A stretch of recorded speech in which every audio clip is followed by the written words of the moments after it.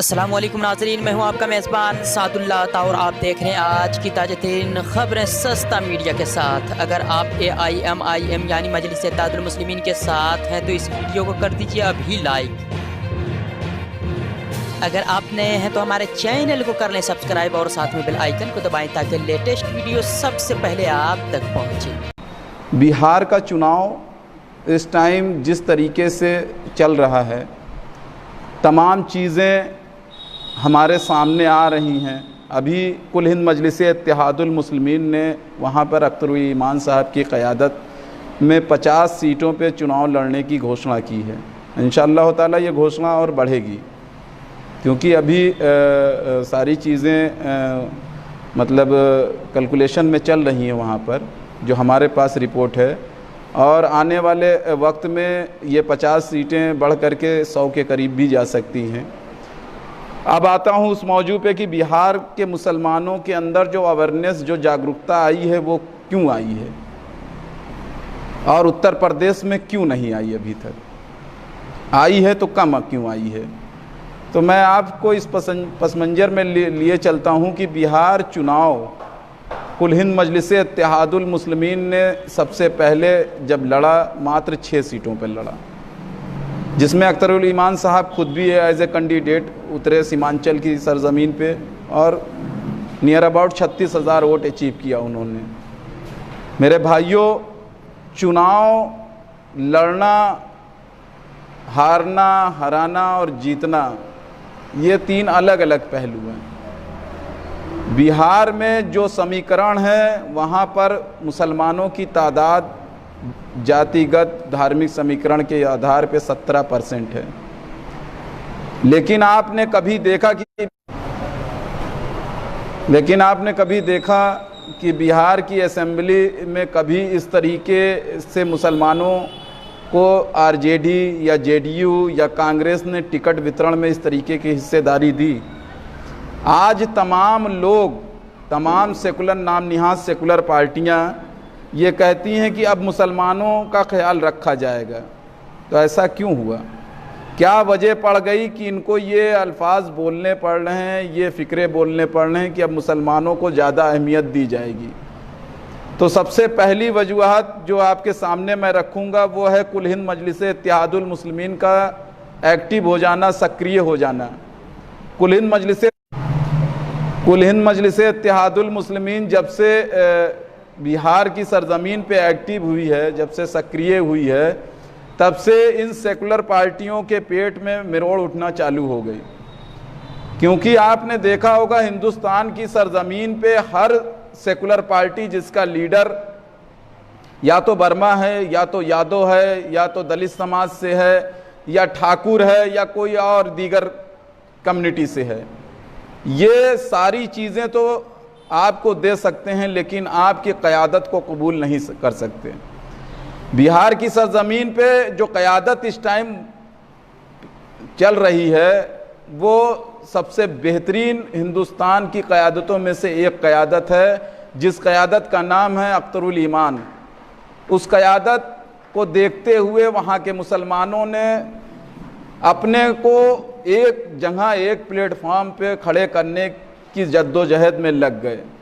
2019 के चुनाव में जब सीमांचल किशनगंज की लोकसभा सीट से अख्तरुल ईमान साहब को एज ए कैंडिडेट हमारी पार्टी ने डिक्लेयर किया, तो हमारी जीतने के पूरे इम्कान थे कि हम जीत जाएंगे चुनाव। लेकिन चूंकि मुसलमान उतना अवेयर नहीं था उस टाइम 2019 में, और वो चुनाव में हमने तकरीबन 3.25 लाख वोट अचीव की। 3.25 लाख वोट मिलने के बाद ये साफ हो गया कि मुसलमान अब जो है जग चुका है।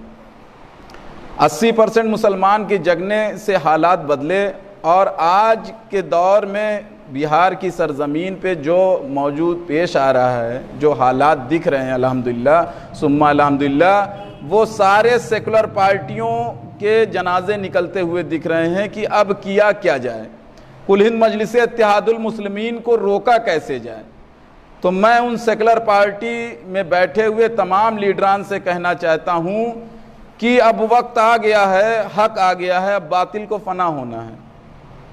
अब बातिल फना होगा इंशाअल्लाह ताला, और बहुत जल्दी एक बेहतरीन क़यादत बिहार की सरज़मीन पे उरूज पाएगी, और इंशाअल्लाह ताला हर मजलूम, हर दलित, हर दबे कुचले के साथ इंसाफ होगा। इसी इंसाफ की लड़ाई में कुल हिंद मजलिस इत्तेहादुल मुस्लिमीन अभी तक जद्दोजहद कर रही है कि हमको इंसाफ मिलना चाहिए, मुसलमानों को इंसाफ मिलना चाहिए, दलितों को इंसाफ मिलना चाहिए, पिछड़ों को इंसाफ मिलना चाहिए, दबे कुचलों को इंसाफ मिलना चाहिए, मजलूमों को इंसाफ मिलना चाहिए। तो हमारा क्या मुतालबा गलत है? अगर हम इसके लिए चुनाव में अपेयर कर रहे हैं, अपेयरेंस हमारा है, तो क्या हम गलत कर रहे हैं? बहुत सारे लोगों के पेट में दर्द हो रही है, ख़ास करके उन मुस्लिम लीडरों के पेट में ज़्यादा दर्द हो रही है जो इन सेकुलर पार्टियों के टुकड़े पे पलते हैं, जो इन नाम निहाद सेकुलर पार्टियों के टुकड़ों पे पलते हैं, उनके पेट में ज़्यादा दर्द हो रही है, क्योंकि उनकी दुकानें बंद होती दिख रही है, उनकी दुकानों के शटर गिरते हुए दिख रहे हैं कि जब इतनी बेबाक क़यादत मुसलमानों की उभर करके सामने आ जाएगी तो इनके आगे वो रोटी के, वो ब्रेड के टुकड़े कौन डालेगा? सबसे बड़ी वजह। तो मैं बिहार की जनता से, खास करके पिछड़ों से, दलितों से, मुसलमानों से, दबे कुचलों से, मजलूमों से ये दरख्वास्त करता हूँ कि आप एक प्लेटफॉर्म पे कुल हिंद मजलिस इत्तेहादुल मुस्लिमीन का झंडा पकड़ लीजिए। अगर हिंदुस्तान में इंसाफ चाहते हैं, अगर इन मनुवादियों से लड़ाई लड़ना चाहते हैं, तो हिंदुस्तान की सरजमीन पे एक वाहिद पार्टी है जिसकी क़यादत बेबाक है, हर चीज़ से पाक है अल्हम्दुलिल्लाह, ना उस पर कोई भ्रष्टाचार का आरोप है, ना कोई ऐसी चीज़ का आरोप है जिसके लिए उसको ऊपर ईडी या सीबीआई बैठाई जाए। तो ऐसी क़यादत, और वो क़यादत जो सिर्फ मजलूमों की बात करती है। मजलूम मेरे भाइयों कोई भी हो सकता है, मजलूम दलित भी हो सकता है, मजलूम मुसलमान भी हो सकता है, मजलूम ब्राह्मण भी हो सकता है, मजलूम ठाकुर भी हो सकता है, मजलूम बर्मा भी हो सकता है, मजलूम कोई भी हो सकता है किसी भी कम्युनिटी से। मजलूम की कोई शराइत नहीं है कि मजलूम सिर्फ दलित ही होगा या मजलूम सिर्फ मुसलमान ही होगा। तो मैं बिहार के मजलूमों से, दबे कुचलों से, पिछड़ों से, मुसलमानों से ये मोतबाना गुजारिश करता हूँ कि अल्लाह के वास्ते कुल हिंद मजलिस इत्तेहादुल मुस्लिमीन का परचम पकड़ लीजिए। अगर इंसाफ चाहते हैं, इन मनवादियों से खुल करके लड़ाई लड़ना चाहते हैं, तो कुल हिंद मजलिस इत्तेहादुल मुस्लिमीन का परचम पकड़िए, और संविधान के दायरे में इंशाअल्लाह ताला हम इनसे लड़ाई लड़ रहे हैं। और जब हमारी सियासी ताकत हमारे हाथ में आ जाएगी तो वही लड़ाई इंशाअल्लाह ताला हम 1000 गुना ज़्यादा ताकत से लड़ेंगे। अगर अभी हम 10 गुना ताकत से लड़ रहे हैं, तो सियासी ताकत आने के बाद इंशाअल्लाह ताला यही लड़ाई हम 1000 गुना ताकत से ज़्यादा लड़ सकते हैं। तो आप ये मत देखिए, लोग वर्गलाने आएंगे आपको, लोग बहकाने आएंगे, लोग कहने आएंगे कि ये वोट काटने आई है, ये मुसलमानों का वोट बांटने आई है, ये करने आई है। 70 सालों से हमने किराए के घर में ज़िंदगी 72 सालों तक बिताई। आज हम अगर अपना घर बना रहे हैं, आज हम अपने घर की बुनियाद रख रहे हैं, तो इनके पेट में दर्द क्यों हो रहा है? जानते हैं क्यों हो रहा है? क्योंकि इन्होंने अपने घरों की रौनक, अपने घरों का उजाला, अपने घरों की बरकत, अपने घरों की रोज़ी मुसलमानों की वोटों से भरी है, और मुसलमानों के हक हुकूक की बात तक नहीं की इन सेकुलर पार्टियों ने। तो जाहिर सी बात है, अगर हम अब अपना घर बना रहे हैं तो तुम जा करके दूसरा किराएदार ढूंढो। अब हम किराए के घर में रहने वाले नहीं हैं, हमने 72 सालों से किराए के मकान में अपनी ज़िंदगी बसर की, और इस उम्मीद पे बसर की कि मकान का मालिक हमारे हक हुकूक का ख्याल रखेगा। लेकिन मकान के मालिक ने, मुलायम सिंह यादव, अखिलेश यादव ने अपने कुनबे को मजबूत किया, मुसलमानों को नहीं मजबूत किया। मायावती ने अपने कुनबे को मजबूत किया, मुसलमानों को कोई हक हुकूक नहीं दिया। नीतीश कुमार ने अपने कुनबे को, अपने घर के, अपने कम्युनिटी को मजबूत किया, मुसलमानों को कुछ नहीं दिया। तेजस्वी यादव, लालू यादव ने अपने लोगों को मजबूत किया, मुसलमानों को कुछ नहीं दिया। तो क्या हम इतना भी मुतालबा नहीं कर सकते इनसे? या हम अपना घर अगर बना रहे हैं, आज हम अपने घर में शिफ्ट हो रहे हैं, तो इनको क्यों पेट में दर्द हो रही है? मुसलमानों, पहचानो इन धोखाकाशों को, पहचानो इन बहरूपियों को, पहचानो बिहार के लोगों, क्योंकि अब वक्त आ गया है अपनी क़यादत को मजबूत करने का। अब वक्त आ गया है अपने परचम के नीचे आने का। अब वक्त आ गया है कि अपनी आवाज़ को बुलंद करने का, क्योंकि इन मनुवादियों ने जो देश की स्थिति पैदा कर दी है, ये वक्त यही है कि मुसलमान जुल्म के खिलाफ खड़ा हो जाए। ये जुल्म हो रहा है, ये दलितों पे जुल्म हो रहा है, ये पिछड़ों पे जुल्म हो रहा है, ये किसानों पे जुल्म हो रहा है, ये छात्र छात्राओं पे जुल्म हो रहा है, ये तमाम लोगों पे जुल्म कर रहे हैं। सिर्फ मुसलमानों पे जुल्म नहीं हो रहा मेरे भाइयों, ये गलतफहमी मत रहना। ये जुल्म हर उस इंसान पे हो रहा है जो सरकार के अगेंस्ट जा रहा है। ये जुल्म हर उस इंसान पे हो रहा है जो सरकार के खिलाफ बोल रहा है। आपने देखा उत्तर प्रदेश में 100 कुछ लोगों के ऊपर रासुका लगा दी। रासुका ऐसे लग रही है जैसे राशन की दुकानों पे राशन बांटा जा रहा है।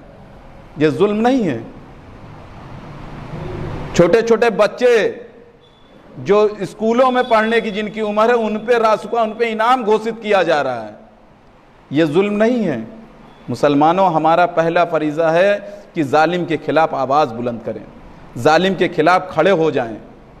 और हम कब तक बेदारी की नींद सोते रहेंगे? कब तक? कम से कम हमको इस चीज़ से बेदार होना पड़ेगा। हमको अल्लाह ने दुनिया में भेजा ही इसीलिए है कि हम जालिम के खिलाफ मोर्चा खोलें। इस कौम को, इस उम्मत को अल्लाह लाया ही दुनिया में इसलिए है कि हम जालिम के खिलाफ ताकत से, आवाज़ से या जहनियत से लड़ाई लड़ें। और हमारे पास बाबा भीमराव अंबेडकर का संविधान है। उस संविधान के दायरे में रहते हुए हम इन मनुवादियों से टक्कर लेने के लिए तैयार हैं। हम डरने और घबराने वाली जमात नहीं है मेरे भाइयों। मैं बिहार के मुसलमानों से फिर यही एक बात कहूँगा कि मुसलमानों, अपने दलित भाइयों को साथ लो। और ये जो नाम निहाद दलित पार्टियां सेकुलर बन करके आई हैं, इन पे अभी विश्वास मत करिएगा मेरे भाइयों, क्योंकि ये सेकुलर बनी तो हैं, लेकिन ये इनका बैक डोर से किसको सपोर्ट है, क्यों सपोर्ट है, अभी आने वाला वक्त ये खोलेगा। आने वाला वक्त ये आपको बताएगा। तो वक्त रहते अपनी क़यादत को, अपने झंडे को, अपने परचम को, अपने लोगों को मजबूती से पकड़ लीजिए, क्योंकि ये आवाज़ जो हम दक्कन से चल करके आई है, ये कोई मामूली आवाज़ नहीं है। अल्लाह 100-200 सालों में ऐसी क़यादत को पैदा करता है। अल्लाह 100-200 सालों में ऐसी शख्सियत को पैदा करता है मेरे भाइयों। अगर वक्त रहते हम नहीं जगे तो आने वाली नस्लें उजाले को तरस जाएंगी मेरे भाइयों। आने वाली नस्लें उजाले को तरसेंगी। और हमारा ये फरीज़ा है कि हम अपनी नस्लों को कुछ अच्छा मुस्तकबिल दे करके जाएं। हम अपनी नस्लों को कुछ ऐसा दे करके जाएं कि ताकि वो हमारी कब्रों पे जाके कम से कम फातिहा तो पढ़ सकें। ऐसा ना हो कि आने वाली नस्लें हमको धित्कारें, हमको हकारत की नज़र से देखें कि हमारे दादा अजदाद ने क्या किया हमारे लिए। तो बिहार के लोगों, वक्त रहते कुल हिंद मजलिस इत्तेहादुल मुस्लिमीन का उरूज जिस तरीके से बिहार की सरजमीन पे चल रहा है, वो एक बेबाक क़यादत के साथ है। और इस बेबाक क़यादत को आप मजबूती से पकड़िए, इसकी आवाज़ में आवाज़ मिलाइए। बैरिस्टर हाजी असदुद्दीन ओवैसी आपसे पैसा नहीं मांग रहे हैं।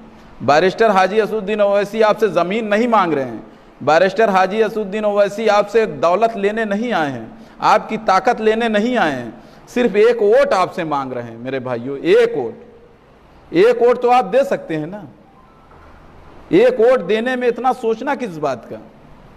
दलित भाइयों, दबे कुचले पिछड़े भाइयों जितने हैं, मजबूती से कुल हिंद मजलिस इत्तेहादुल मुस्लिमीन के साथ खड़े होइए।